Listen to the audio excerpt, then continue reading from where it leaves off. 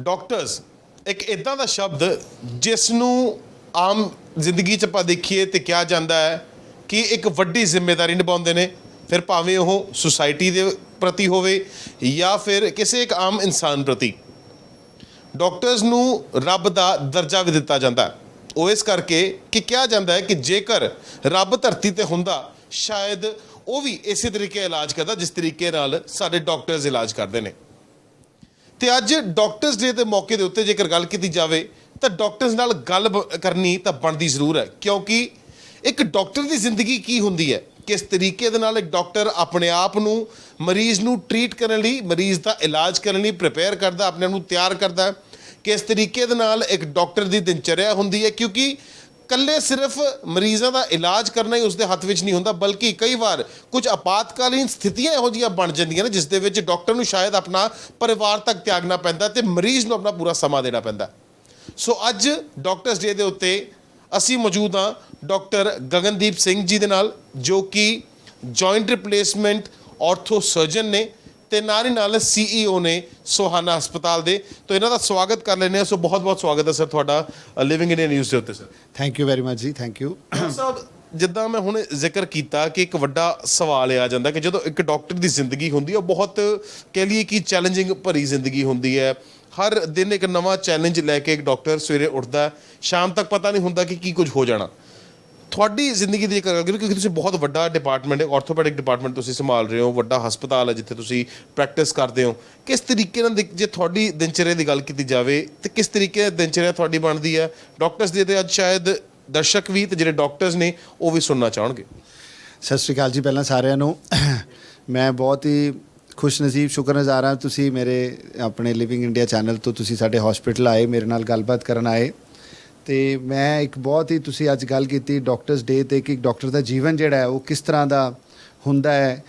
ਦੇਖੋ ਡਾਕਟਰ ਜਿਹੜਾ ਇੱਕ ਪਹਿਲਾਂ ਤਾਂ ਗੱਲ ਸਵਾਲ ਹੈ ਕਿ ਡਾਕਟਰ ਨੂੰ ਬਣਨ ਲਈ ਜਿਹੜੇ ਕਾਫੀ ਸਾਰਾ ਜਿਹੜਾ ਸਟਰਗਲ ਹੈ, ਜਿਹੜਾ ਇੱਕ ਲਾਈਫ ਜਿਹੜੀ ਉਹਨੇ ਜੀਣੀ ਹੁੰਦੀ ਹੈ ਇੱਕ ਡਾਕਟਰ ਨੂੰ ਇੱਕ ਸਪੈਸ਼ਲਿਸਟ ਬਣਨ ਲਈ, ਉਹ ਬਹੁਤ ਹੀ ਇੱਕ ਲਾਈਫ ਦੇ ਵਿੱਚ ਇੱਕ ਆਪਣਾ 10-15 ਸਾਲ ਦਾ ਜਿਹੜਾ ਇੱਕ ਕਸ਼ਟ ਕਹਿ ਲਓ ਕਿ ਭੋਗ ਕੇ ਹੀ ਇੱਕ ਬੰਦਾ ਡਾਕਟਰ ਜਿਹੜਾ ਇੱਕ ਤਿਆਰ ਹੁੰਦਾ ਹੈ, ਇੱਕ ਪੂਰਾ ਇੱਕ ਸਪੈਸ਼ਲਿਸਟ ਰੈਡੀ ਹੁੰਦਾ ਹੈ। ਜਦ ਇੱਕ ਡਾਕਟਰ ਇੱਕ ਸਪੈਸ਼ਲਿਸਟ ਬਣ ਕੇ ਪੇਸ਼ੈਂਟਸ ਦੇ ਇਲਾਜ ਕਰਨ ਲਈ ਇੱਕ ਆਪਣੀ ਪੂਰੀ ਇੱਕ ਪੜ੍ਹਾਈ ਜਾਂ ਆਪਣੀ ਪੂਰੀ ਟ੍ਰੇਨਿੰਗ ਜਿਹੜੀ ਹੈ ਉਹ ਪੂਰੀ ਕਰਦਾ ਹੈ, then he is ready to treat his patients. ਫਿਰ ਉਹ ਜਦੋਂ ਫੀਲਡ ਵਿੱਚ ਆਉਂਦਾ ਹੈ ਤੇ ਫਿਰ ਉਹਨੂੰ ਪਤਾ ਲੱਗਦਾ ਹੈ ਕਿ ਵੀ ਹਾਂ ਜਿਹੜੇ ਮੇਰੇ ਪੇਸ਼ੈਂਟਸ ਨੇ ਜਿਹੜੇ ਉਹ ਕੀ ਐਕਸਪੈਕਟੇਸ਼ਨ ਰੱਖਦੇ ਹੈ। ਅਤੇ ਕਈ ਵਾਰੀ ਮੈਨੂੰ ਇਸ ਤਰ੍ਹਾਂ ਦਾ ਉਹਨਾਂ ਨੂੰ ਸਮਾਂ ਦੇਣਾ ਪੈਂਦਾ ਹੈ ਕਿ ਬੰਦੇ ਨੂੰ, ਇਨਸਾਨ ਨੂੰ, ਫੈਮਿਲੀ, ਘਰ-ਬਾਰ, ਉਹ ਸਾਰਾ ਕੁਝ ਬਾਅਦ 'ਚੋਂ, ਕਿਉਂਕਿ ਇੱਕ ਟ੍ਰੇਨਿੰਗ ਦੇ ਵਿੱਚ ਹੀ ਬੰਦੇ ਨੂੰ ਇਸ ਤਰੀਕੇ ਨਾਲ ਟ੍ਰੇਨ ਕੀਤਾ ਜਾਂਦਾ ਹੈ ਕਿ ਤੁਹਾਡਾ ਜਿਹੜਾ ਪ੍ਰੋਫੈਸ਼ਨ, ਤੁਹਾਡਾ ਜਿਹੜਾ ਕਿੱਤਾ, ਤੁਹਾਡਾ ਜਿਹੜਾ ਪੇਸ਼ੈਂਟਸ ਪ੍ਰਤੀ ਤੁਹਾਡਾ ਜਜ਼ਬਾ, ਜਨੂਨ ਹੀ ਸਭ ਕੁਝ ਹੈ। ਇਹੀ ਇੱਕ ਤੁਹਾਡੀ ਲਾਈਫ ਹੈ। ਤੁਸੀਂ ਹੁਣ ਇੰਨੇ ਸਾਲ ਦੀ ਟ੍ਰੇਨਿੰਗ ਤੋਂ ਬਾਅਦ ਤੁਸੀਂ ਆਪਣਾ ਬਾਕੀ ਰੈਸਟ ਆਫ ਯੂਰ ਲਾਈਫ ਜਿਹੜਾ ਬਾਕੀ ਦਾ ਜਿਹੜਾ ਜੀਵਨ ਹੈ ਉਹ ਤੁਸੀਂ ਆਪਣੇ ਮਰੀਜ਼ਾਂ ਲਈ ਸਮਰਪਿਤ ਹੋ। ਡਾਕਟਰ ਸਾਹਿਬ, ਇੱਕ ਤੁਸੀਂ ਜ਼ਿਕਰ ਕੀਤਾ ਖਾਸ ਕਰਕੇ ਕਿ ਜਿਹੜੀ ਜ਼ਿੰਦਗੀ ਇੱਕ ਡਾਕਟਰ ਦੀ ਹੈ ਉਹ ਕਾਫੀ ਕਹਿ ਲਈਏ ਕਿ ਅਨਸਰਟਨ ਹੁੰਦੀ ਹੈ, ਮਤਲਬ ਪਤਾ ਨਹੀਂ ਹੁੰਦਾ ਕਿ ਕਿਸ ਸਮੇਂ ਕੀ ਹੋ ਜਾਣਾ। ਕਈ ਵਾਰੀ ਇੱਦਾਂ ਜ਼ਰੂਰ ਹੁੰਦਾ ਹੋਏਗਾ ਕਿ ਕਿਉਂਕਿ ਆਰਥੋਪੈਡਿਸ਼ੀਅਨਸ ਲਈ ਇਹ ਅਕਸਰ ਮੌਕਾ ਆ ਜਾਂਦਾ ਕਿ ਕਦੀ ਕੁਝ ਐਮਰਜੈਂਸੀ ਅਜਿਹੀ ਆ ਜਾਂਦੀ ਹੈ ਕਿ ਤੁਹਾਨੂੰ ਔਨ ਦਾ ਸਪੌਟ ਜਿਹੜਾ ਹਸਪਤਾਲ ਆਉਣਾ ਪੈਂਦਾ, ਫਿਰ ਭਾਵੇਂ ਰਾਤ ਦਾ ਕੋਈ ਵੀ ਸਮਾਂ ਕਿਉਂ ਨਾ ਹੋਇਆ ਹੋਵੇ। ਕਈ ਵਾਰੀ ਅਜਿਹਾ ਵੀ ਹੁੰਦਾ ਹੋਏਗਾ ਕਿ ਜਦੋਂ ਐਮਰਜੈਂਸੀ ਆਉਂਦੀ ਉਹ ਇੱਕ ਟਾਈਮ 'ਤੇ ਕਈ ਮਲਟੀਪਲ ਐਮਰਜੈਂਸੀ, ਜਿਹਨੂੰ ਆਪਾਂ ਕਹਿ ਦਿੰਦੇ ਹਾਂ ਭਾਸ਼ਾ ਦੇ ਵਿੱਚ ਮਲਟੀਪਲ ਐਮਰਜੈਂਸੀਜ਼ ਆ ਜਾਂਦੀਆਂ ਨੇ, ਉਸ ਦੇ ਵਿੱਚ ਹਰ ਮਰੀਜ਼ ਦੀ ਜਿਹੜੀ ਹੈ ਸਥਿਤੀ ਉਹ ਅਲੱਗ-ਅਲੱਗ ਹੁੰਦੀ ਹੈ। ਉਸ ਟਾਈਮ 'ਤੇ ਕਿਸ ਤਰੀਕੇ ਦਾ ਪ੍ਰੈਸ਼ਰ ਖਾਸ ਕਰਕੇ ਇੱਕ ਸਰਜਨ ਜਾਂ ਇੱਕ ਡਾਕਟਰ ਦੇ ਉੱਤੇ ਬਣਿਆ ਹੁੰਦਾ, ਕਿਉਂਕਿ ਕਈ ਵਾਰ ਕੁਝ ਐਮਰਜੈਂਸੀਜ਼ ਅਜਿਹੇ ਵੀ ਹੁੰਦੀਆਂ ਨੇ ਜਿਨ੍ਹਾਂ ਨੂੰ ਔਨ ਦਾ ਸਪੌਟ ਟਰੀਟ ਕਰਨਾ ਜਿਹੜਾ ਉਹ ਲਾਜ਼ਮੀ ਹੋ ਜਾਂਦਾ ਹੈ ਤੇ ਜ਼ਿੰਦਗੀ ਤੇ ਮੌਤ ਦਾ ਸਵਾਲ ਵੀ ਬਣ ਜਾਂਦਾ ਹੈ। ਬਿਲਕੁਲ ਠੀਕ ਸਵਾਲ ਹੈ ਜੀ। ਜਿਹੜੀ ਐਮਰਜੈਂਸੀ ਹੈ ਉਹ ਕਦੀ ਵੀ ਦੱਸ ਕੇ ਨਹੀਂ ਆਉਂਦੀ ਜੀ, ਠੀਕ ਹੈ ਨਾ ਜੀ। Emergency can come any time. ਉਸ ਟਾਈਮ ਦੇ ਉੱਤੇ if you are even at home, ਤੁਸੀਂ ਘਰੋਂ ਸੌਂ ਰਹੇ ਹੋ, ਤੁਹਾਡੇ ਕੋਲ 2 ਪੇਸ਼ੈਂਟ, ਮਲਟੀਪਲ ਪੇਸ਼ੈਂਟ, ਜਿਵੇਂ ਮਾਸ ਕੈਜੁਅਲਟੀ ਜਿਹਨੂੰ ਅਸੀਂ ਕਹਿੰਦੇ ਹਾਂ, ਜੇ ਉਹ ਕਿਤੇ ਮਾਸ ਕੈਜੁਅਲਟੀ ਕੋਈ 5-7-10 ਬੰਦੇ ਇਕੱਠੇ ਐਕਸੀਡੈਂਟ ਹੋ ਜਾਏ ਜਾਂ ਕੁਝ ਇਸ ਤਰ੍ਹਾਂ ਦਾ ਕੁਝ ਡਿਜ਼ਾਸਟਰ ਜਾਂ ਕੁਝ ਹੋ ਜਾਏ, ਸੋ ਦੇ ਕਮ ਟੂ ਦੀ ਹਸਪੀਟਲ। ਸੋ ਇਹਦੇ ਵਿੱਚ ਕੋਈ ਸਮਾਂ ਨਹੀਂ ਹੁੰਦਾ ਕਿ ਮੈਂ 2 ਘੰਟੇ 'ਚ ਆ ਰਿਹਾ, ਘੰਟੇ 'ਚ ਆ ਰਿਹਾ। So you have to rush to the hospital like something bad has happen to your family or to your ਪਰਿਵਾਰ। It is your patients are like you, ਤੁਹਾਡੇ ਆਪਣੇ ਹੈ। ਤੁਸੀਂ ਇਮੀਡੀਏਟਲੀ ਹਸਪੀਟਲ ਪਹੁੰਚਦੇ ਹੋ ਤੇ ਜੇ ਤੁਸੀਂ ਉਹਦਾ ਇਲਾਜ ਕਰਨ ਦੀ ਗੱਲ ਕਰੀਏ ਵੀ ਆਪਾਂ, ਤੇ ਘਰ ਸਾਨੂੰ ਇਹੀ ਦੱਸ ਕੇ ਆਉਣਾ ਪੈਂਦਾ ਕਿ ਹੁਣ ਪਤਾ ਨਹੀਂ ਆਪਾਂ ਕਦ ਵਾਪਸ ਆਵਾਂਗੇ ਰਾਤ ਨੂੰ ਆਵਾਂਗੇ ਜਾਂ ਕੱਲ੍ਹ ਆਵਾਂਗੇ। ਉਹ ਡਿਪੈਂਡ ਕਰਦਾ ਕਿ ਉਸ ਟਾਈਮ ਦੇ ਉੱਤੇ ਕੀ ਤੁਹਾਨੂੰ ਪੇਸ਼ੈਂਟ ਲਈ ਕਰਨਾ ਪਏ, ਤੁਹਾਨੂੰ ਸਟੇਬਲਾਈਜ਼ ਕਰਨਾ ਪਏ ਪੇਸ਼ੈਂਟ ਨੂੰ, ਸਰਜਰੀ ਵੀ ਹੋ ਸਕਦਾ ਤੁਹਾਨੂੰ ਐਮਰਜੈਂਸੀ 'ਚ ਕਰਨੀ ਪਏ। So your team, your staff, they have to be present in the hospital at that time. Doctor ਸਾਹਿਬ, ਤੁਸੀਂ ਜ਼ਿੰਮੇਵਾਰੀ ਦੀ ਗੱਲ ਕੀਤੀ, ਆਪਾਂ ਤੁਹਾਡੀ ਹੁਣ ਜ਼ਿੰਮੇਵਾਰੀ ਤੇ ਆ ਜਾਂਦੇ ਕਿਉਂਕਿ ਤੁਸੀਂ ਆਰਥੋਪੈਡਿਕ ਸਰਜਨ ਹੋ। ਐਡਾ ਵੱਡਾ ਇੱਕ ਸੁਹਾਨਾ ਹਸਪਤਾਲ ਦਾ ਨਾਮ ਸ਼ਾਇਦ ਸਾਰੇ ਪਾਸੇ ਹਰ ਇਨਸਾਨ ਜਾਣਦਾ, ਇੱਕ ਵੱਡੇ ਡਿਪਾਰਟਮੈਂਟ, ਕਾਫੀ ਸਾਰੇ ਡਿਪਾਰਟਮੈਂਟ ਇਸ ਹਸਪਤਾਲ ਦੇ ਵਿੱਚ ਹੈਗੇ ਨੇ।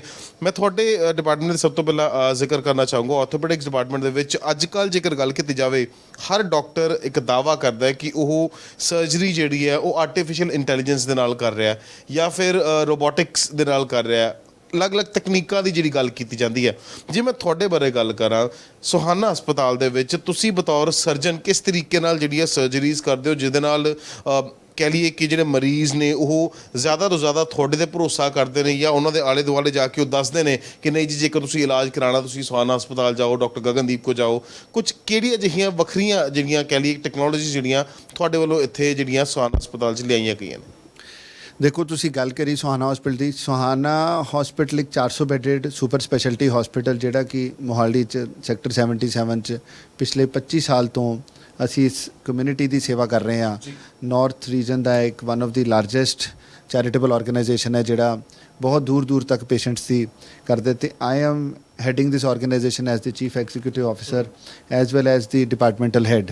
ਸੋ ਜ਼ਿੰਮੇਦਾਰੀਆਂ ਦੀ ਜਿਵੇਂ ਤੁਸੀਂ ਗੱਲ ਕੀਤੀ, ਹਸਪੀਟਲ ਦੀ ਜ਼ਿੰਮੇਦਾਰੀਆਂ ਇੱਕ ਆਪਣੀ ਅਲੱਗ ਜਗ੍ਹਾ 'ਤੇ ਹੈ, ਡਿਪਾਰਟਮੈਂਟ ਦੀਆਂ ਜਿਹੜੀਆਂ ਜ਼ਿੰਮੇਦਾਰੀਆਂ ਉਹ ਅਲੱਗ ਜਗ੍ਹਾ 'ਤੇ ਹੈ। ਜੇ ਆਪਾਂ ਡਿਪਾਰਟਮੈਂਟ ਦੀ ਜ਼ਿੰਮੇਦਾਰੀ ਦੀ ਗੱਲ ਕਰੀਏ ਤਾਂ ਸਾਡੇ ਕੋਲ ਇੱਥੇ ਟੀਮ ਆਫ ਆਰਥੋਪੈਡਿਕ ਸਰਜਨਸ ਹੈ ਜਿਹੜੀ ਕਿ ਸਾਡੇ ਟਰਾਮਾਸ, ਐਮਰਜੈਂਸੀਜ਼ ਨੂੰ ਦੇਖਦੀ ਹੈ, ਟਰਾਮਾ ਸਰਜਰੀਜ਼ ਨੂੰ, ਹੋਰ ਬਾਕੀ ਦੀਆਂ ਕੋਲਡ ਆਰਥੋਪੈਡਿਕਸ, ਆਰਥਰੋਸਕੋਪੀ, ਸਾਰੀਆਂ ਸਰਜਰੀਜ਼ ਨੂੰ ਜਿਹੜੀ ਸਾਡੀ ਟੀਮ ਮੈਨੇਜ ਕਰਦੀ ਹੈ। ਪਲੱਸ ਸਾਡੇ ਕੋਲ ਜੁਆਇੰਟ ਰਿਪਲੇਸਮੈਂਟ ਦੀ ਜਿਹੜੀ ਇੱਕ ਅਲੱਗ ਤੋਂ ਸਾਡੀ ਟੀਮ ਹੈ। ਜੁਆਇੰਟ ਰਿਪਲੇਸਮੈਂਟ ਦੀ ਜੇ ਮੈਂ ਗੱਲ ਕਰਾਂ ਤੇ ਆਪਣੇ ਕਰੀਅਰ ਦੇ ਵਿੱਚ ਵੀ ਤੁਸੀਂ ਸਟਾਰਟ ਕਰਦੇ ਹੋ as an orthopaedic surgeon and eventually you become after lot of hard work your trainings which is done abroad, ਵੀ ਤੁਸੀਂ ਬਾਹਰ ਵੀ ਜਾ ਕੇ ਟ੍ਰੇਨਿੰਗ ਲੈਂਦੇ ਹੋ, ਸਿੱਖਦੇ ਹੋ, then you become a joint replacement surgeon, ਜਿਹੜੀ ਇੱਕ ਬਹੁਤ ਹੀ sophisticated specialized high end surgery ਹੈ ਜਿਹਦੇ 'ਚ ਇੱਕ ਤੁਸੀਂ ਪੇਸ਼ੈਂਟ ਨੂੰ ਜਿਹੜਾ ਚੱਲ ਨਹੀਂ ਪਾ ਰਿਹਾ, ਜਿਹੜਾ ਪ੍ਰੋਪਰਲੀ ਆਪਣੀ ਜ਼ਿੰਦਗੀ ਦੀ ਐਕਟੀਵਿਟੀਜ਼ ਨਹੀਂ ਕਰ ਪਾ ਰਿਹਾ, ਉਹਨੂੰ ਤੁਸੀਂ ਉਹਦੀ ਜੁਆਇੰਟਸ ਦੀ ਰੀਸਰਫੇਸਿੰਗ, ਰਾਦਰ ਆਪਾਂ ਕਹੀਏ ਅੱਜ ਕੱਲ੍ਹ ਰੀਸਰਫੇਸਿੰਗ ਕਰਕੇ ਉਹਨੂੰ ਤੁਸੀਂ ਬੈਕ ਟੂ ਨਾਰਮਲ ਲਾਈਫ ਲਿਆਉਂਦੇ ਹੋ। ਇੱਕ ਬਹੁਤ ਹੀ ਜ਼ਿੰਮੇਦਾਰੀ ਵਾਲਾ ਕੰਮ ਹੈ। ਇੱਕ ਪੇਸ਼ੈਂਟ ਜਿਹੜਾ ਕਿ ਤੁਹਾਡੇ ਕੋਲ ਬਹੁਤ ਜ਼ਿਆਦਾ ਐਕਸਪੈਕਟੇਸ਼ਨ ਲੈਂਦਾ ਹੈ ਕਿ ਵੀ ਮੈਂ ਹੁਣ ਵਾਪਸ ਠੀਕ ਹੋ ਕੇ ਸਰਜਰੀ ਤੋਂ ਬਾਅਦ ਮੈਂ ਜ਼ਿੰਦਗੀ ਦੇ ਬਾਕੀ ਦਾ ਜਿਹੜਾ ਜੀਵਨ ਹੈ ਮੇਰਾ, ਉਹ ਮੈਂ ਤੁਰਦੇ ਫਿਰਦੇ ਅੱਛਾ ਜੀਵਨ ਬਿਤਾਵਾਂਗਾ। ਆਪਾਂ ਇਸ ਸਰਜਰੀ ਦੇ ਵਿੱਚ ਜੇ ਲੇਟੈਸਟ ਟੈਕਨੋਲੋਜੀ ਦੀ ਗੱਲ ਕਰੀਏ ਤਾਂ ਸੁਹਾਨਾ ਹਸਪਤਾਲ ਦੇ ਵਿੱਚ ਅਸੀਂ ਰੋਬੋਟਿਕ ਜਿਹੜੀ ਹੈਗੀ ਹੈ ਨੀ ਰੀਸਰਫੇਸਿੰਗ ਕਰ ਰਹੇ ਹਾਂ ਇਸ ਵੇਲੇ, ਜਿਹੜੀ ਕਿ ਵਰਲਡ ਦੀ ਲੇਟੈਸਟ ਟੈਕਨੀਕ ਹੈ ਇਸ ਟਾਈਮ। ਅਤੇ ਇਹਦੇ ਵਿੱਚ ਸਾਡੇ ਕੋਲ ਆਰਟੀਫਿਸ਼ੀਅਲ ਇੰਟੈਗਰੇਟਿਡ ਫੁੱਲੀ ਆਟੋਮੈਟਿਕ ਸਾਡੇ ਕੋਲ ਰੋਬੋਟ ਜਿਹੜਾ ਹੈਗਾ ਉਹ ਸਾਡੇ ਹਸਪੀਟਲ ਦੇ ਵਿੱਚ ਇਹ ਰੋਬੋਟ ਹੈ। ਅਤੇ ਪਿਛਲੇ ਅਸੀਂ 1 ਸਾਲ ਤੋਂ ਇੱਥੇ ਹੀ ਰੋਬੋਟਿਕ ਸਰਜਰੀ ਜਿਹੜੀ ਅਸੀਂ ਕਰ ਰਹੇ ਹਾਂ। ਵਰਲਡ ਦੇ ਵਿੱਚ ਦੁਨੀਆ ਦੀ ਗੱਲ ਕਰੀਏ ਤਾਂ ਤਕਰੀਬਨ 2017-18 ਤੋਂ ਰੋਬੋਟਿਕ ਸਰਜਰੀ ਜਿਹੜੀ ਆਰਥੋਪੈਡਿਕਸ ਵਿੱਚ ਇਹ ਨੀ ਰਿਪਲੇਸਮੈਂਟ ਜਾਂ ਨੀ ਰੀਸਰਫੇਸਿੰਗ ਦੇ ਵਿੱਚ ਇਹ ਸਰਜਰੀ ਸ਼ੁਰੂ ਹੋਈ ਸੀ। ਔਰ ਮੈਂ ਆਪ 2017 'ਚ ਆਸਟ੍ਰੇਲੀਆ ਦੇ ਵਿੱਚ ਇਹ ਸਰਜਰੀ ਜਿਹੜੀ ਰੋਬੋਟਿਕ ਸਿੱਖ ਕੇ ਆਇਆ ਵਾਪਸ। ਅਤੇ ਉਸ ਟਾਈਮ 'ਤੇ ਮੇਰਾ ਬਹੁਤ ਮਨ ਸੀ ਕਿ ਆਪਾਂ ਨਾਰਥ ਇੰਡੀਆ ਦੇ ਵਿੱਚ ਰੋਬੋਟਿਕਸ ਸਟਾਰਟ ਕਰੀਏ, ਕਿਉਂਕਿ ਇੱਕ ਨਵੀਂ ਚੀਜ਼ ਸੀ ਇੱਥੇ ਅਤੇ ਬਹੁਤ ਹੀ ਅੱਛੀ ਚੀਜ਼ ਹੈ ਇਹ। ਇਹਦੇ ਨਾਲ ਰਿਜ਼ਲਟਸ ਜਿਹੜੇ ਹੈ ਬਹੁਤ ਹੀ ਮੈਂ ਦੇਖਿਆ ਕਿ ਆਸਟ੍ਰੇਲੀਆ 'ਚ ਬਹੁਤ ਫਾਸਟ ਅਤੇ ਬਹੁਤ ਕੁਇਕ ਸੀਗੇ। ਅਤੇ ਅਸੀਂ ਫਿਰ ਉਹ ਪਲਾਨ ਜਦੋਂ ਰੋਬੋਟਿਕਸ ਇੰਡੀਆ 'ਚ ਲਾਂਚ ਹੋਏ, ਬਟ ਪ੍ਰੋਬਲਮ ਸਿਰਫ ਕੋਵਿਡ ਦੀ ਰਹੀ ਵਿੱਚ ਥੋੜ੍ਹਾ ਟਾਈਮ, ਅਤੇ ਅਸੀਂ ਇਸ ਚੀਜ਼ ਨੂੰ ਡਿਲੇ ਹੋ ਗਿਆ। ਬਟ ਜਿਵੇਂ ਹੀ ਕੋਵਿਡ ਦਾ ਥੋੜ੍ਹਾ ਜਿਹਾ ਐਂਡ ਹੋਇਆ ਅਤੇ ਅਸੀਂ ਰੋਬੋਟਿਕਸ ਨੂੰ ਲਾਂਚ ਕੀਤਾ ਅਤੇ ਅਸੀਂ ਇੱਥੇ ਹੁਣ ਇਹ ਆਰਟੀਫਿਸ਼ੀਅਲ ਇੰਟੈਲੀਜੈਂਸ ਦੇ ਨਾਲ ਜਿਹੜੀ ਇਹ ਰੋਬੋਟਿਕ ਸਰਜਰੀ ਕਰ ਰਹੇ ਹਾਂ। ਇਹਦੇ ਜਿਹੜੇ ਰਿਜ਼ਲਟਸ ਨੇ ਉਹ ਇੰਨੇ ਅੱਛੇ ਹੈ ਕਿ ਤੁਸੀਂ ਬਿਲੀਵ ਨਹੀਂ ਕਰੋਗੇ ਕਿ ਪੇਸ਼ੈਂਟ ਜਦ ਸਰਜਰੀ ਕਰਾ ਕੇ ਡਿਸਚਾਰਜ ਹੁੰਦਾ ਹੈ ਉਹਨੂੰ ਲੱਗਦਾ ਹੀ ਨਹੀਂ ਕਿ ਵੀ ਮੈਂ ਸਰਜਰੀ ਕਰਾਈ ਹੈ। ਹੀ ਕਮਸ ਵਾਕਿੰਗ, ਹੀ ਗੋਜ਼ ਵਾਕਿੰਗ। ਉਹ ਘਰ ਬਿਨਾਂ ਸਟਿਕ ਤੋਂ, ਬਿਨਾਂ ਕਿਸੇ ਚੀਜ਼ ਤੋਂ ਚੱਲਦਾ ਹੀ ਆਉਂਦਾ ਹੈ ਅਤੇ ਵਾਕ ਕਰਦਾ ਹੀ ਪੇਸ਼ੈਂਟ ਘਰ ਜਾਂਦਾ ਹੈ, ਵਾਕ ਵਾਪਸ ਜਾਂਦਾ ਹੈ। ਔਰ ਉਹ ਪੇਸ਼ੈਂਟ ਨੂੰ ਕੋਈ ਪੇਨ ਨਹੀਂ, ਕੋਈ ਉਹਦੇ 'ਚ ਟਿਸ਼ੂ ਡੈਮੇਜ ਨਹੀਂ। ਰੋਬੋਟਿਕਸ ਦੇ ਵਿੱਚ ਉਹ ਬੜੀ ਸਪੈਸੀਫਿਕ ਜਿਹਾ ਜਿੰਨਾ ਜਿਹਾ ਪੋਰਸ਼ਨ ਉਸ ਨੀ ਦਾ ਖਰਾਬ ਹੈ ਉਨੇ ਹੀ ਪੋਰਸ਼ਨ ਨੂੰ ਸਿਰਫ ਰੀਸਰਫੇਸ ਕਰਕੇ ਬਸ ਉਹ ਅਸੀਂ ਕੈਪ ਚੜਾ ਦਿੰਦੇ ਹਾਂ। ਉਹ ਇਟਸ ਅ ਵੈਰੀ, ਉਹ ਜਿਹੜੀ ਸਰਜਰੀ ਜਿਹੜੀ ਅਸੀਂ 20 ਸਾਲ ਪਹਿਲਾਂ ਸਿੱਖੀ ਸੀ ਅਸੀਂ ਨੀ ਰਿਪਲੇਸਮੈਂਟ ਸਰਜਰੀ, ਤੇ ਜੋ ਅਸੀਂ ਹੁਣ ਅਸੀਂ ਕਰ ਰਹੇ ਹਾਂ ਪਿਛਲੇ 20 ਸਾਲ 'ਚੋਂ ਅਸੀਂ ਆਪਣੀ ਟ੍ਰੇਨਿੰਗਸ ਦੇ ਨਾਲ ਇਕਵਿਪਮੈਂਟ ਆਪਣੀ ਅੱਛੀ ਟੈਕਨੋਲੋਜੀ ਜੋ ਲੇਟੈਸਟ ਵਰਲਡ 'ਚ ਚੱਲ ਰਹੀ ਹੈ ਅਸੀਂ ਉਹਨੂੰ ਜੋ ਕਰ ਰਹੇ ਹਾਂ ਉਹ ਬੜੀ ਸਰਜਰੀ ਨੋਰਮਲ ਜੀ ਸਰਜਰੀ ਇਹ ਬਣ ਚੁੱਕੀ ਹੈ।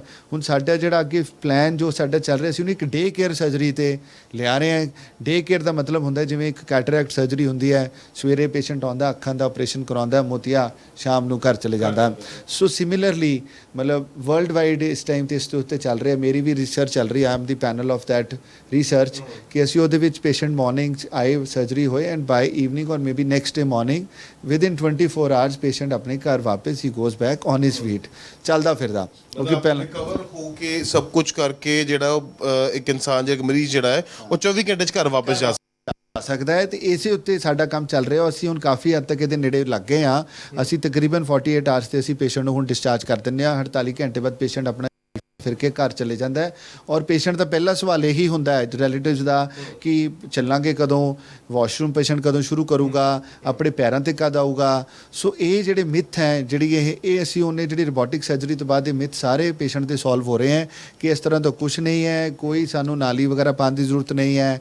ਪੇਸ਼ੈਂਟ ਦੀ ਸਰਜਰੀ ਪੇਸ਼ੈਂਟ ਮਾਰਨਿੰਗ ਆਉਂਦਾ ਆਪਣਾ ਬ੍ਰੇਕਫਾਸਟ ਕਰਕੇ, ਸਵੇਰੇ ਆਉਣ ਤੋਂ ਬਾਅਦ ਆਪਣਾ ਲਾਈਟ ਅਰਲੀ ਮਾਰਨਿੰਗ ਬ੍ਰੇਕਫਾਸਟ ਕਰਕੇ ਬਾਏ ਨੂਨ ਅਸੀਂ ਸਰਜਰੀ ਪੇਸ਼ੈਂਟ ਦੀ ਕਰਦੇ because takes half an hour to surgery ਇੱਕ ਪੇਸ਼ੈਂਟ ਦੀ ਹੋਣ ਨੂੰ 40 ਮਿੰਟਸ। ਉਸ ਤੋਂ ਬਾਅਦ ਪੇਸ਼ੈਂਟ ਆਪਣਾ ਸ਼ਾਮ ਤੱਕ ਰਿਕਵਰੀ 'ਚ ਰਹਿੰਦਾ। Evening by night he goes to his private room or next day morning patient ਆਪਣਾ ਬ੍ਰੇਕਫਾਸਟ ਕਰਕੇ ਚੱਲ ਚੁਰ ਕੇ ਆਪਣਾ ਵਾਸ਼ਰੂਮ ਜਾ ਕੇ and if he is comfortable we send the patient home. This is the main ਜਿਹੜੀ ਹੁਣ ਇਹਦੀ ਨੀ ਰੀਸਰਫਿੰਗ ਸਰਜਰੀ ਇਹ ਬੇਸਿਕਲੀ ਰੋਬੋਟਿਕਸ ਤੋਂ ਬਾਅਦ ਹੀ ਇਹ ਪੋਸੀਬਲ ਹੈ ਬਿਕੋਜ਼ ਰੋਬੋਟਿਕਸ ਦੇ ਨਾਲ ਜਿਹੜਾ ਪੇਸ਼ੈਂਟ ਦਾ ਬਲੱਡ ਲਾਸ ਹੈ ਜਾਂ ਪੇਸ਼ੈਂਟ ਦੇ ਜਿਹੜੇ ਬੋਨਸ ਦੇ ਜਿਹੜੇ ਰੀਸਰਫੇਸ ਵਾਲੇ ਪੋਰਸ਼ਨਸ ਹੈ ਉਹ ਅਸੀਂ ਕੰਪਿਊਟਰ ਟੈਕਨੋਲੋਜੀ ਦੇ ਨਾਲ ਅਸੀਂ ਉਹਨਾਂ ਕੀ ਏਰੀਆ ਨੂੰ ਕੀਤਾ ਜਾਂਦਾ ਜਿੰਨਾ ਕਿ ਏਰੀਆ ਡੈਮੇਜਡ ਹੋ, ਜਿੰਨਾ ਕੁ ਜ਼ਰੂਰਤ ਹੈ ਸਾਨੂੰ ਕਰਨ ਦੀ ਔਰ ਪੇਸ਼ੈਂਟ ਦੀ ਲਾਈਫ ਜਿਹੜੀ ਹੈ ਬਿਲਕੁਲ ਠੀਕ ਹੋ ਜਾਂਦੀ। ਅਦਰਵਾਈਜ਼ ਜਦੋਂ ਅਸੀਂ ਕਨਵੈਨਸ਼ਨਲ ਸਰਜਰੀ ਕਰਦੇ ਹਾਂ ਤੇ ਉਦੋਂ ਸਾਨੂੰ ਕਾਫੀ ਸਾਰਾ ਜਿਹੜਾ ਡਿਸੈਕਸ਼ਨ ਹੈ ਜ਼ਿਆਦਾ ਕਰਨੀ ਪੈਂਦੀ ਹੈ। ਸੋ ਬਲੱਡ ਲਾਸ ਹੁੰਦਾ, ਫਿਰ ਪੇਸ਼ੈਂਟ ਨੂੰ ਬਲੱਡ ਦੇਣਾ ਪੈਂਦਾ, ਫਿਰ ਉਹ ਸਟੇ ਵੱਧ ਜਾਂਦਾ, ਪੇਸ਼ੈਂਟ ਦਾ ਰਿਕਵਰੀ ਥੋੜੀ ਜਿਹੀ ਸਲੋ ਹੁੰਦੀ ਹੈ। ਸੋ ਇਹ ਸਾਰੀਆਂ ਚੀਜ਼ਾਂ ਦੇ ਉੱਤੇ ਹੁਣ ਅੱਜ ਕੱਲ੍ਹ ਪੂਰੀ ਦੁਨੀਆ 'ਚ ਕੰਮ ਹੋ ਰਿਹਾ ਹੈ। ਤੇ ਹਿੰਦੁਸਤਾਨ ਦੀ ਜਿਹੜੀ ਮੈਡੀਕਲ ਹੈ ਉਹ ਤੁਹਾਨੂੰ ਪਤਾ ਹੈ ਕਿ ਇਟ ਇਜ਼ ਕੋਵਿਡ ਨੇ ਜਸਟੀਫਾਈ ਕਰਤਾ ਹੈ, ਪ੍ਰੂਵ ਕਰਤਾ ਹੈ ਕਿ ਯੈਸ ਕਿ India is not less in medical science and even India is better than many other countries. ਬਹੁਤ ਸਾਰੇ ਦੇਸ਼ਾਂ ਤੋਂ ਬੈਟਰ ਸਾਡੇ ਕੋਲ। And you will not believe ਕਿ ਸਾਡੇ ਕੋਲ ਹੁਣ ਪੇਸ਼ੈਂਟ ਕੈਨੇਡਾ ਤੋਂ, ਅਮਰੀਕਾ ਤੋਂ, ਲੰਡਨ ਤੋਂ, ਬਹੁਤ ਸਾਰੇ ਕੰਟਰੀਜ਼ ਤੋਂ ਪੇਸ਼ੈਂਟ ਸਾਡੇ ਕੋਲ ਆ ਰਹੇ ਹੈ ਬਿਕੋਜ਼ ਉਹਨਾਂ ਨੇ ਦੇਖਿਆ ਕਿ ਕੋਵਿਡ ਦੇ ਵਿੱਚ ਹਿੰਦੁਸਤਾਨ ਦੀਆਂ ਜਿਹੜੀਆਂ ਮੈਡੀਕਲ ਫੈਸਿਲਿਟੀ ਇੰਨੀਆਂ ਵਧੀਆ ਸੀ ਕਿ ਅਸੀਂ ਆਪਣੇ ਇੱਥੇ ਲੋਕਾਂ ਨੂੰ, ਮਰੀਜ਼ਾਂ ਨੂੰ ਜਿਹੜੀ ਉਹ ਮੋਰਟੈਲਿਟੀ ਜਾਂ ਜੋ ਬਾਹਰ ਹੋਇਆ ਇੱਥੇ ਨਹੀਂ ਹੋਇਆ ਇੰਡੀਆ 'ਚ।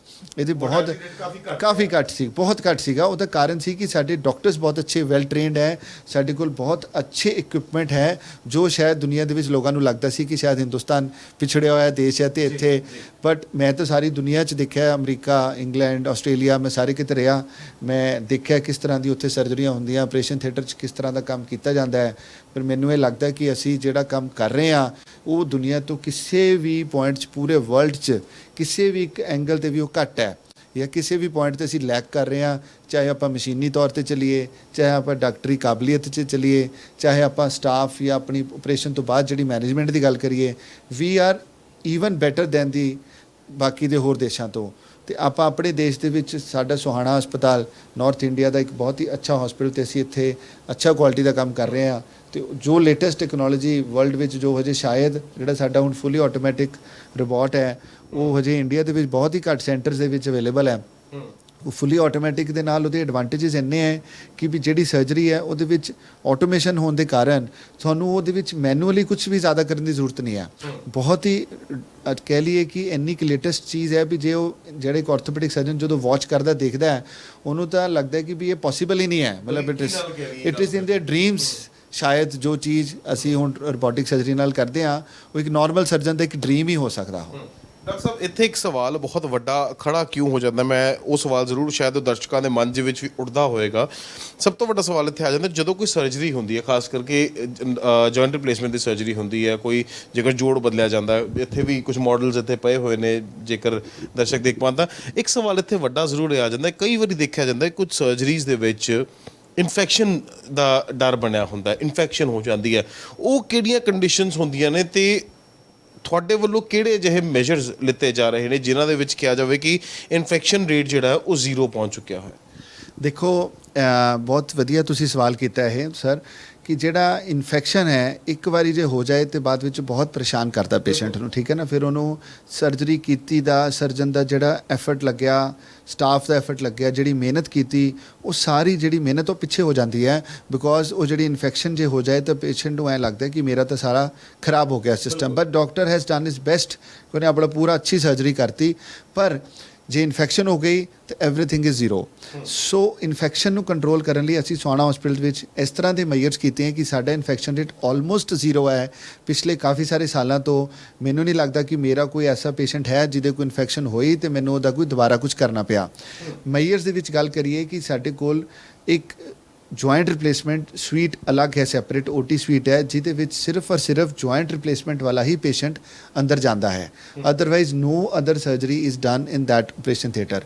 ਔਰ ਆਪਰੇਸ਼ਨ ਥੀਏਟਰ 'ਚ once that joint replacement surgery is done that OT is closed. ਸਾਡੇ ਕੋਲ 5 ਆਪਰੇਸ਼ਨ ਥੀਏਟਰ ਸਿਰਫ ਔਰ ਸਿਰਫ ਜੁਆਇੰਟ ਰਿਪਲੇਸਮੈਂਟ ਸਰਜਰੀ ਲਈ ਹੈ। ਸੋਹਾਣਾ ਹਸਪੀਟਲ ਦੇ ਵਿੱਚ ਇੱਕ ਇਹ ਬਹੁਤ ਅੱਛੀ ਗੱਲ ਹੈ ਕਿ ਇੱਥੇ ਸਪੇਸ ਦੀ ਕਮੀ ਨਹੀਂ ਹੈ। ਸਪੇਸ ਦੀ ਕਮੀ ਨਾ ਹੋਣ ਕਰਕੇ, ਵਿਸ਼ਾਲ ਹਸਪੀਟਲ ਹੋਣ ਕਰਕੇ ਸਾਡੇ ਡਾਕਟਰਸ ਕੋਲ ਕਾਫੀ ਅੱਛੇ ਆਪਰੇਸ਼ਨ ਥੀਏਟਰਸ ਦਾ ਨੰਬਰ ਹੈ। ਸਾਡੇ ਕੋਲ 14-15 ਆਪਰੇਸ਼ਨ ਥੀਏਟਰਸ ਹੈ ਜਿਹੜੇ ਸਿਰਫ ਡੈਡੀਕੇਟਿਡ ਸਾਡੇ ਜਿਹੜੇ ਕੁਝ ਹਾਈ ਐਂਡ ਡਿਪਾਰਟਮੈਂਟਸ ਦੇ ਵਿੱਚ ਸਾਡੇ ਕੋਲ ਅਲੋਟਡ ਹੈ। ਉਹਦੇ 'ਚ ਜੁਆਇੰਟ ਰਿਪਲੇਸਮੈਂਟ ਕੋ ਸਾਡੇ ਕੋਲ 5 ਆਪਰੇਸ਼ਨ ਥੀਏਟਰ ਹੈ, ਜਿਹਦੇ ਕਰਕੇ ਸਾਡਾ ਜਿਹੜਾ ਪੇਸ਼ੈਂਟ ਹੈ ਇਨ ਐਂਡ ਆਊਟ ਜਿਹੜਾ ਹੈ ਉਹ ਇਹ ਨਹੀਂ ਪੇਸ਼ੈਂਟ ਬਾਹਰ ਆਇਆ and the next patient is in. So ਉਹਦੇ ਨਾਲ ਕ੍ਰਾਸ ਇਨਫੈਕਸ਼ਨ ਹੋਣ ਦੇ ਚਾਂਸ ਹੁੰਦੇ ਹਨ।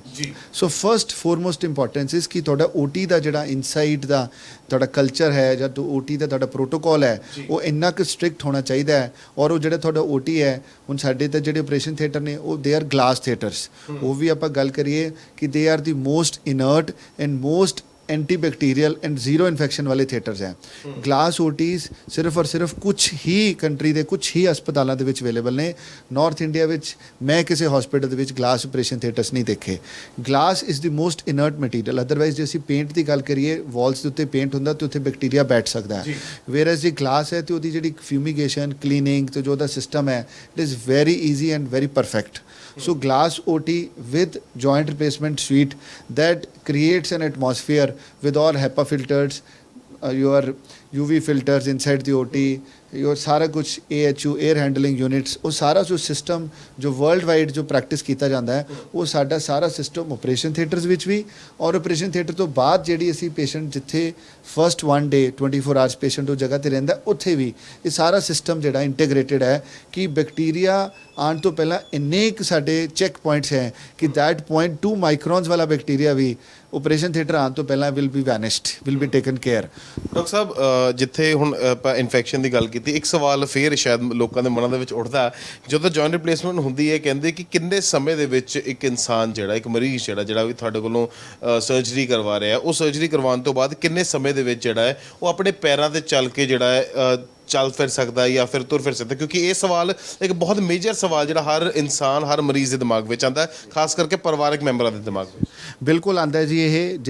ਜੇ ਤੁਸੀਂ ਕਿਸੇ ਆਪਣੇ ਮੈਂਬਰ ਦਾ ਕਰਾਉਣਾ ਹੋਵੇ ਜਾਂ ਕਿਸੇ ਨੇ ਵੀ ਕਰਾਉਣਾ ਹੋਵੇ, ਪਹਿਲਾ ਸਵਾਲ ਇਹ ਹੋਏਗਾ ਵੀ ਮੈਂ ਆਪਣੀ ਬੈਕ ਟੂ ਨਾਰਮਲ ਲਾਈਫ ਜਾਂ ਆਪਣੀ ਇੱਕ ਨਾਰਮਲ ਜ਼ਿੰਦਗੀ ਦੇ ਵਿੱਚ ਕਦੋਂ ਜਾ ਸਕਦਾ। ਇਹਦੇ ਵਿੱਚ ਮੈਂ ਇੱਕ ਛੋਟਾ ਜਿਹਾ ਵਾਕਿਆ ਸ਼ੇਅਰ ਕਰਨਾ ਚਾਹੁੰਦਾ ਜਿਹੜਾ ਤੁਹਾਡੇ ਕੁਐਸਚਨ ਦਾ ਵੀ ਆਨਸਰ ਦਊਗਾ। It is a very personal matter. ਮੇਰੇ ਫਾਦਰ ਸਾਹਿਬ ਦਾ ਜਿਹੜਾ ਬਰਥਡੇ ਹੈ that is on 4th July, 4 ਜੁਲਾਈ ਨੂੰ ਉਹਨਾਂ ਦਾ ਡੇਟ ਆਫ ਬਰਥ ਹੈ। ਔਰ ਲਾਸਟ ਈਅਰ 2022 ਦੀ ਗੱਲ ਹੈ। ਉਹ ਪਰੇਸ਼ਾਨ ਸੀ ਆਪਣੇ ਨੀਸ ਤੋਂ ਤੇ ਉਹ ਪਿਛਲੇ ਸਾਲ 2 ਸਾਲ ਤੋਂ ਕੋਵਿਡ ਆ ਗਿਆ। ਇਸ ਮੇਰੇ ਕਹਿ ਰਹੇ ਸੀ ਕਿ ਵੀ ਤੁਸੀਂ ਬੇਟਾ ਇਹਨੂੰ ਕਰ ਦਿਓ, ਮੇਰਾ ਬਹੁਤ ਪਰੇਸ਼ਾਨ ਆ। ਐਂਡ ਜਿਵੇਂ ਜੂਨ 'ਚ ਬੱਚਿਆਂ ਨੂੰ ਛੁੱਟੀਆਂ ਹੁੰਦੀਆਂ ਐਂਡ ਹੋਲ ਫੈਮਿਲੀ ਪਲਾਨਡ ਕਿ ਅਸੀਂ ਫਾਦਰ ਦੀ ਸਰਜਰੀ ਜੂਨ 'ਚ ਕਰ ਲਾਂਗੇ।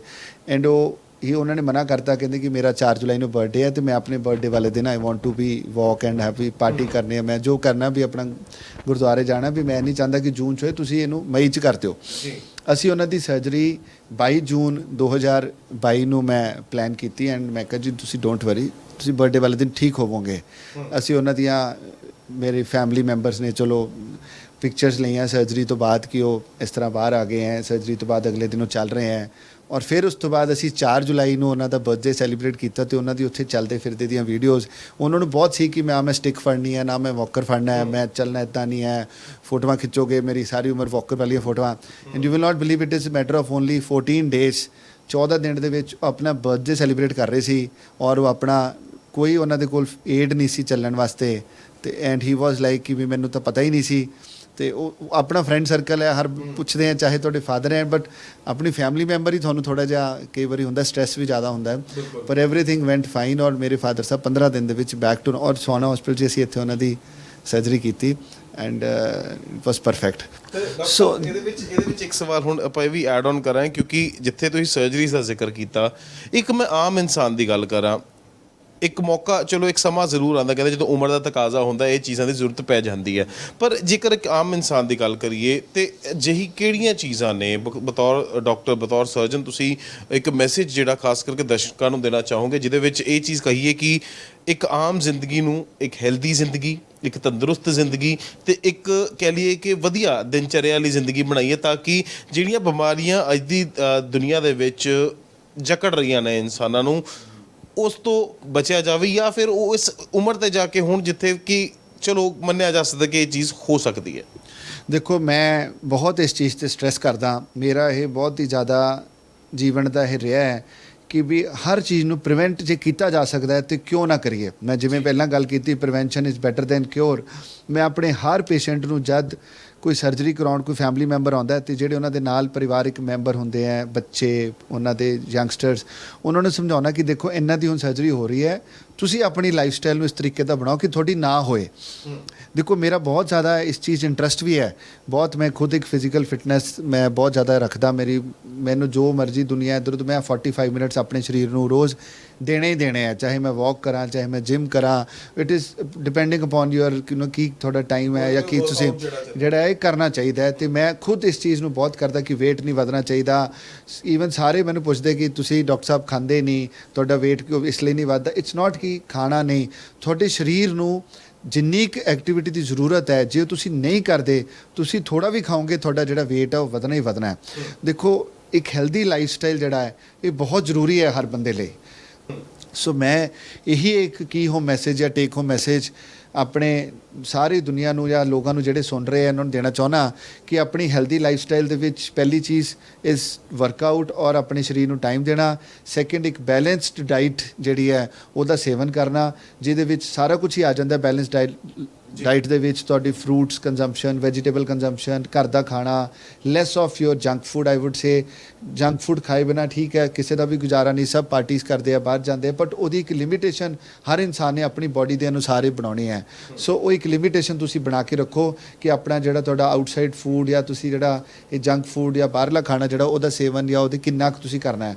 Last is your meditation, your spirituality, your mental wellbeing, ਇਹ ਸਾਰੀ ਚੀਜ਼ਾਂ, ਫਿਜ਼ੀਕਲ ਵੈਲਬੀਂਗ, ਮੈਂਟਲ ਵੈਲਬੀਂਗ, ਇਹ ਸਾਰਾ ਚੀਜ਼ਾਂ ਮਿਕਸਚਰ ਬਣ ਕੇ ਇੱਕ ਅੱਛਾ, ਇੱਕ ਹੈਲਦੀ ਇਨਸਾਨ ਜਿਹੜਾ ਹੈ ਉਹ ਹਮੇਸ਼ਾ ਬਣਦਾ ਹੈ। ਤੇ ਉਹ ਇਨਸਾਨ ਜਿਹੜਾ ਲੰਬੀ ਟਾਈਮ ਜਿਹੜੀ ਲਾਈਫ ਜਿਹੜੀ ਹੈ, ਵੈਸੇ ਤਾਂ ਜੋ ਪ੍ਰਮਾਤਮਾ ਨੇ ਲਿਖੀ ਹੈ ਲਾਈਫ ਉਨੀ ਹੁੰਦੀ ਹੈ, ਪਰ ਉਹ ਜਿਹੜੀ ਹੈਲਦੀ ਲਾਈਫ ਹੈ, ਉਹ ਲਾਈਫ ਡਿਜ਼ੀਜ਼ ਫਰੀ ਲਾਈਫ ਜੇ ਸਾਡੀ ਰਵੇ, ਆਈ ਥਿੰਕ ਇਸ ਤੋਂ ਚੰਗੀ ਚੀਜ਼ ਜਿਹੜੀ ਹੈ ਕੋਈ ਵਰਦਾਨ ਨਹੀਂ ਹੈ। ਠੀਕ ਹੈ, ਥੈਂਕ ਯੂ। ਬਹੁਤ ਧੰਨਵਾਦ ਡਾਕਟਰ ਸਾਹਿਬ, ਤੁਸੀਂ ਆਪਣਾ ਕੀਮਤੀ ਸਮਾਂ ਦਿੱਤਾ ਸਾਨੂੰ, ਬਹੁਤ ਬਹੁਤ ਧੰਨਵਾਦ ਜੀ। ਥੈਂਕ ਯੂ ਜੀ, ਥੈਂਕ ਯੂ ਵੈਰੀ ਮਚ। ਸਾਡੇ ਨਾਲ ਡਾਕਟਰ ਗਗਨਦੀਪ ਸਿੰਘ ਜੋ ਕਿ ਆਰਥੋਪੈਡਿਕ ਨੇ, ਜੋ ਕਿ ਸਰਜਨ ਨੇ, ਜੁਆਇੰਟ ਰਿਪਲੇਸਮੈਂਟ ਸਰਜਨ ਨੇ, CEO ਨੇ ਸੁਹਾਨਾ ਹਸਪਤਾਲ ਨੇ, ਜਿਨ੍ਹਾਂ ਨੇ ਦੱਸਿਆ ਕਿਸ ਤਰੀਕੇ ਦੇ ਨਾਲ ਡਾਕਟਰਸ ਦੇ ਉੱਤੇ ਖਾਸ ਕਰਕੇ ਸਾਂਝਾ ਕੀਤਾ ਕਿ ਇੱਕ ਡਾਕਟਰ ਦੀ ਜ਼ਿੰਦਗੀ ਜਿਹੜੀ ਹੈ ਉਹ ਕਿਸ ਤਰੀਕੇ ਨਾਲ ਹੁੰਦੀ ਹੈ, ਕਿਸ ਤਰੀਕੇ ਨਾਲ ਡਾਕਟਰ ਦੀ ਜ਼ਿੰਦਗੀ ਵਿੱਚ ਚੈਲੰਜ ਹੁੰਦੇ ਆ, ਕਦੀ ਆਪਣੇ ਪਰਿਵਾਰਕ ਚੈਲੰਜ ਹੋਣ ਜਾਂ ਫਿਰ ਮਰੀਜ਼ਾਂ ਦੇ ਚੈਲੰਜ ਹੋਣ, ਉਸ ਬਾਬਤ ਵੀ ਜਾਣਕਾਰੀ ਸਾਂਝੀ ਕੀਤੀ। ਤੇ ਨਾਲ ਜਾਂਦੇ ਹੋਏ ਇਹ ਵੀ ਦੱਸਿਆ ਕਿ ਕਿਸ ਤਰੀਕੇ ਦੇ ਨਾਲ ਇੱਕ ਇਨਸਾਨ ਜਿੰਨੀ ਵੀ ਜ਼ਿੰਦਗੀ ਉਸਨੂੰ ਰੱਬ ਨੇ ਪ੍ਰਦਾਨ ਕੀਤੀ ਹੈ ਉਹ ਬਿਮਾਰੀਆਂ ਤੋਂ ਰਹਿਤ ਜ਼ਿੰਦਗੀ ਜੀ ਸਕਦਾ। ਤੁਸੀਂ ਸਾਈਕਲਿੰਗ ਕਰ ਰਹੇ ਹੋ, ਤੁਸੀਂ ਗੋਡਿਆਂ ਦਾ ਆਪਰੇਸ਼ਨ ਕਰਾਇਆ ਹੋਇਆ, ਤੇ ਪਹਿਲਾਂ ਤਾਂ ਕਿਹੜੀ ਤਕਨੀਕ ਨਾਲ ਤੁਸੀਂ ਗੋਡੇ ਦਾ ਆਪਣੇ ਆਪਰੇਸ਼ਨ ਕਰਾਇਆ? ਸਰ, ਮੈਂ ਸੋਹਾਣਾ ਹਸਪੀਟਲ ਦੇ ਵਿੱਚ ਮੇਰੇ ਰਿਸ਼ਤੇਦਾਰ ਦੇ ਦੋਸਤਾਂ ਨੇ ਦੱਸਿਆ ਸੀ ਵੀ ਉੱਥੇ ਰੋਬੋਟਿਕ ਕੋਈ ਲੇਟੈਸਟ ਜਿਹੜੀ ਟੈਕਨੋਲੋਜੀ ਦੇ ਨਾਲ ਜਿਹੜਾ ਰਿਪਲੇਸਮੈਂਟ ਕੀਤੀ ਜਾਂਦੀ ਹੈ ਇਹਨਾਂ ਦੀ ਨੀ ਦੀ। ਤਾਂ ਮੈਂ ਇੱਥੇ ਆਇਆ ਸੀ ਤੇ ਡਾਕਟਰ ਸਾਹਿਬ, ਡਾਕਟਰ ਗਗਨਦੀਪ ਸਿੰਘ ਜੀ, ਜਿਹੜੇ ਕਿ ਬੜੇ ਵਰਲਡ ਫੇਮਸ ਨੇ ਵੈਸੇ ਇਸ ਏਰੀਏ ਦੇ ਵਿੱਚ, ਰੀਜਨ ਦੇ ਵਿੱਚ ਹੀ, ਹੋਰ ਕਿਤੇ ਕੋਈ ਐਸੀ ਮਸ਼ੀਨ ਹੈ ਨਹੀਂ, ਔਰ ਇਹ ਬਾਹਰੋਂ ਸਿੱਖ ਕੇ ਆਏ ਨੇ ਸਾਰਾ ਕੁਝ, ਔਰ ਬੜੇ ਬਖੂਬੀ ਔਰ ਤਜਰਬੇਕਾਰ ਬੰਦੇ, ਵਿਦਵਾਨ ਨੇ, ਔਰ ਬੜਾ ਇਹਨਾਂ ਮਿਲਾਪੜੇ ਨੇ। ਸੋ ਇਹਨਾਂ ਨੇ ਮਤਲਬ ਕਿ ਗਾਈਡ ਕੀਤਾ ਵੀ ਤੁਹਾਡਾ ਤਾਂ ਆਪਰੇਸ਼ਨ ਇਮੀਡੀਏਟ ਕਰਾਉਣਾ ਪਏਗਾ ਤੁਹਾਨੂੰ। ਸੋ ਮੈਂ ਮਤਲਬ ਕਿ ਸੋਚ ਹੀ ਰਿਹਾ ਸੀਗਾ, ਜਿਸ ਤਰ੍ਹਾਂ ਕਿ ਲੱਭ ਰਿਹਾ ਸੀ ਵੀ ਕਿੱਥੇ ਕਰਾਇਆ ਜਾਏ।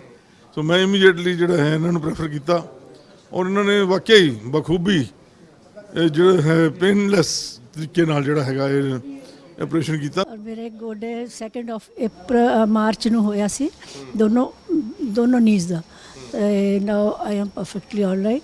ਔਰ ਯਾ ਇੱਥੋਂ ਦਾ ਸਟਾਫ ਜਿਹੜਾ ਹੈ ਉਹਦੀ ਤਾਂ ਕਹਿਣਾ ਹੀ ਕਿਆ ਹੈ ਕਿ ਪੂਰਾ ਕਮਿਟਡ ਹੈ ਆਪਣੇ ਟੌਪ ਟੂ ਬਾਟਮ। ਔਰ I am very very happy. 1 ਮਹੀਨਾ ਕਰੀਬ ਮੈਨੂੰ ਹੋ ਗਿਆ। ਮੈਂ ਇੱਥੇ ਸੁਹਾਣੇ ਹਸਪੀਟਲ ਕਰਵਾਇਆ ਆਪਰੇਸ਼ਨ। ਡਾਕਟਰ ਗਗਨ ਨੇ ਕੀਤਾ ਮੇਰਾ ਆਪਰੇਸ਼ਨ, ਰੋਬੋਟਿਕ ਸਰਜਰੀ।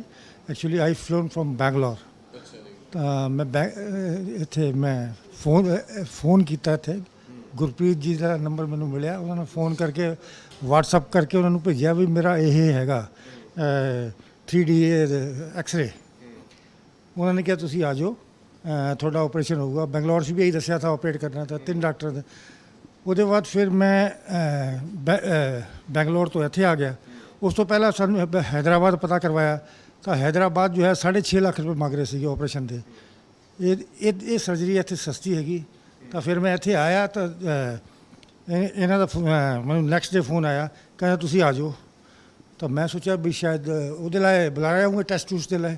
ਕਹਿੰਦਾ ਸਰਜਰੀ ਅੱਜ ਹੀ। ਤਾਂ ਸੁਣ ਕੇ ਮੈਂ ਵੀ ਇੱਕਦਮ ਥੋੜ੍ਹਾ ਜਿਹਾ ਘਬਰਾ ਗਿਆ। ਮੈਂ ਕਿਹਾ ਅੱਜ ਹੀ ਸਰਜਰੀ? ਕਹਿੰਦੇ ਆ ਜਾਓ ਤਾਂ ਤਿਆਰ ਹੋ ਕੇ ਆ ਜਾਓ, ਕੁਛ ਇੱਦਾਂ ਦੀ ਗੱਲ ਨਹੀਂ। ਬਸ ਸੇਮ ਡੇ ਆਪਰੇਟ ਕਰਤਾ। ਸਭ ਤੋਂ ਬੜੀ ਗੱਲ ਤਾਂ ਜੋ ਬਿਊਟੀ ਇਸ ਜਗ੍ਹਾ ਦੀ ਲੱਗੀ ਮੈਨੂੰ, doctors are very competent and very knowledgeable.